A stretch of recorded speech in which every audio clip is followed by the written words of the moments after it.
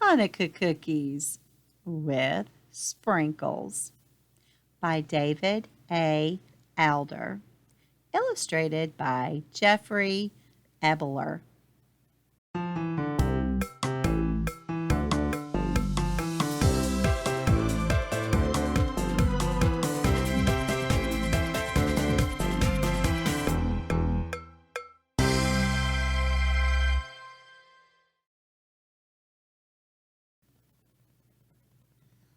Every morning I watch by the window as Mom goes to work.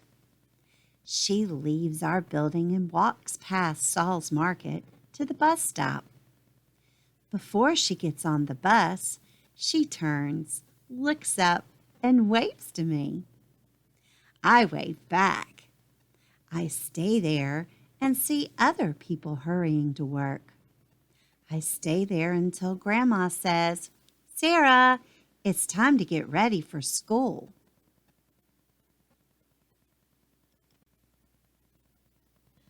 While I look out the window, I see Saul open his store. He loads the tables in front. He finds a few bad fruits and vegetables and puts them in a box. He can't sell them, so he puts them on the side of the store. One day, I see an old man look in the box. He takes out an apple and puts it on his shoulder. The apple rolls down his arm and into his hand. Then he takes a bite. "Why did he eat that apple?" I asked Grandma. "It has lots of bad spots." "It has lots of good spots, too," Grandma says. "That man is probably poor and looking for something to eat."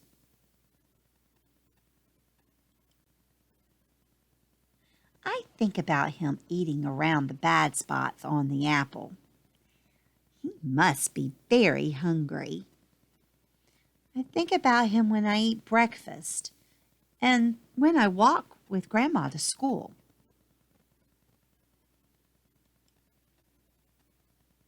At school, we play and learn about letters, numbers, and holidays. At snack, my teacher gives me a cookie and milk. I look at my cookie and think about the man. I wrap my cookie in a napkin and put it in my pocket.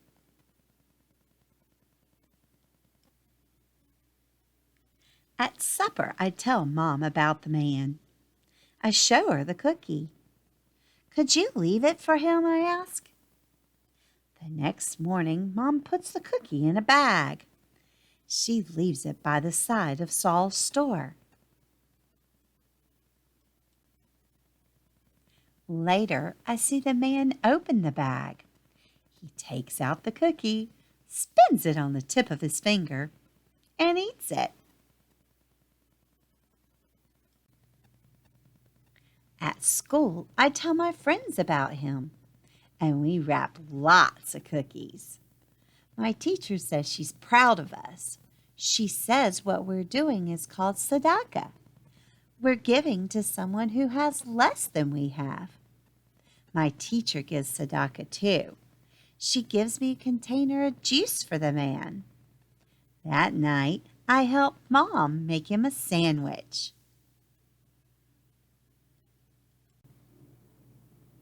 The next morning, he finds the cookies, juice, and sandwich. He looks around. I think he wants to know who has left him such good things. This time, I see his face, and I think I've seen him before. I just don't know where.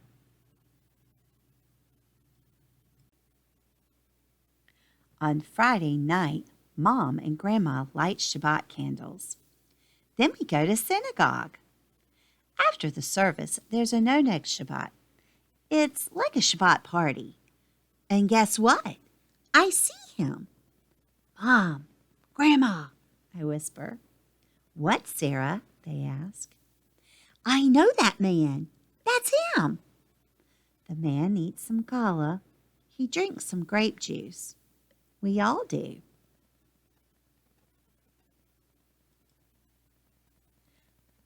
After that, every day when the man comes by Saul's, there is something for him to eat. Then one day my teacher says Hanukkah is coming. I love Hanukkah. It's a happy holiday. On Hanukkah, my teacher says, we light candles for 8 nights. We remember the fight for freedom many years ago. We remember the fight so Jews could light Shabbat candles and study the Torah. We also remember how a small bit of oil burned and burned. She gives us each some tiles, bottle caps, paint, and glue. We're making menorahs, she says. You can use them at home to light Hanukkah candles. Just before the first night of Hanukkah, I bring my menorah home. It's beautiful, Grandma says. I know it is. Grandma sets it by the window. We'll light the candles and play dreidel when Mom comes home, Grandma says. Now let's make latkes and Hanukkah cookies. Latkes are potato pancakes. Let's make extra, I say. We make lots of latkes. We bake lots of cookies in shapes of menorahs and dreidels. I cover them with sprinkles.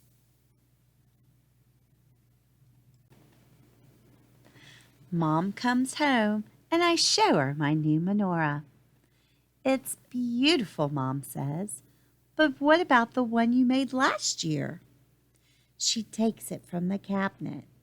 It's also beautiful. Take it with you when you go to work, I say. Put it by the trash near the fruit store.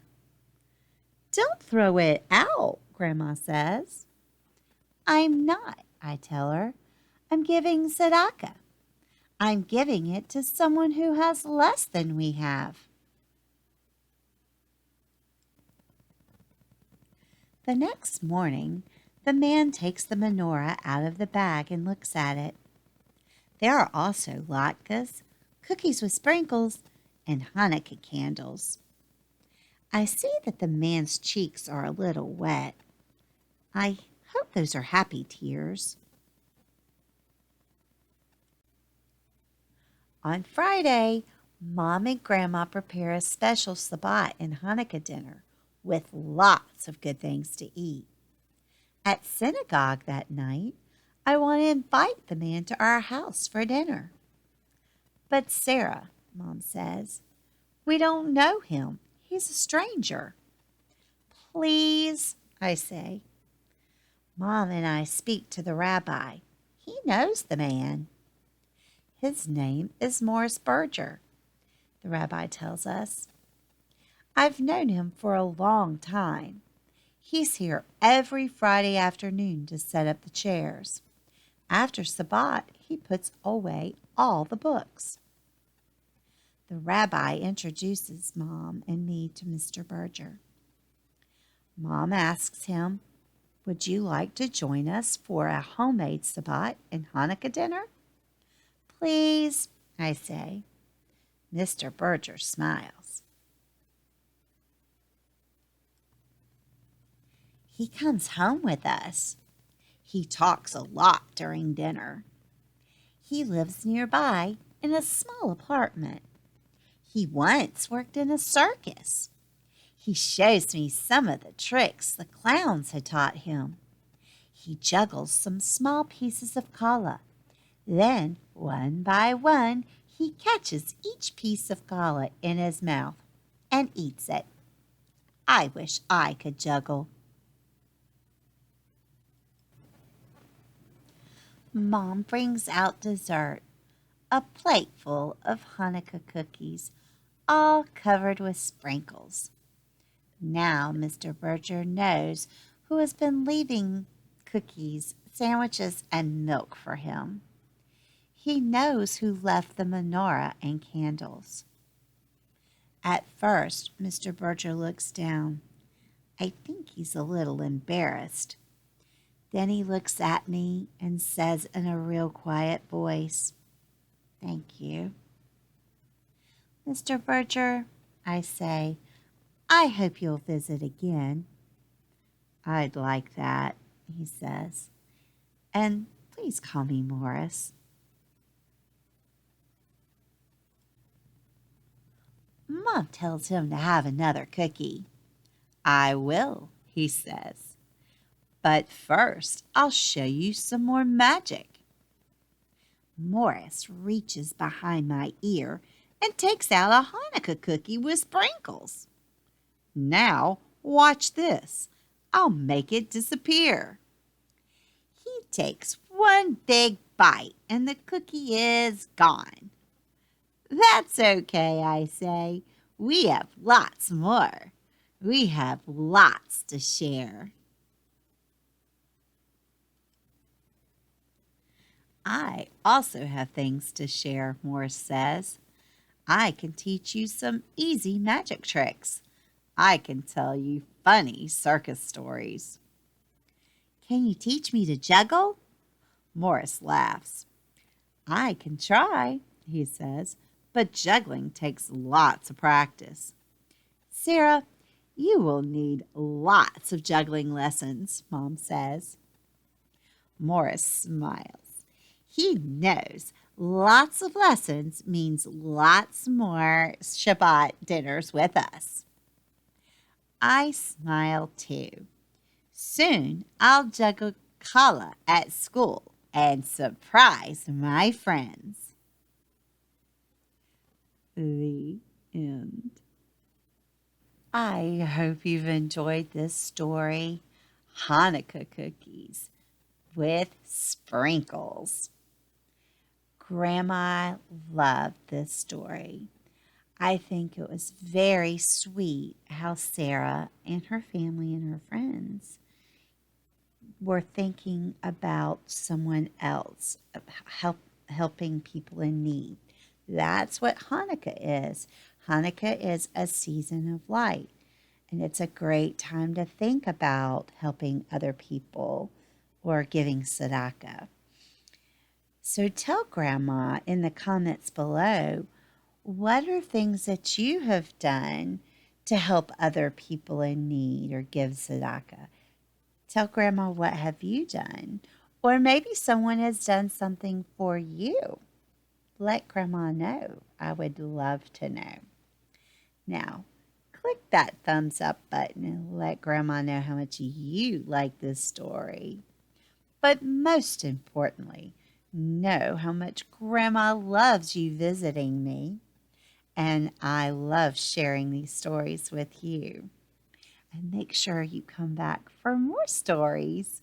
Bye, Grandma.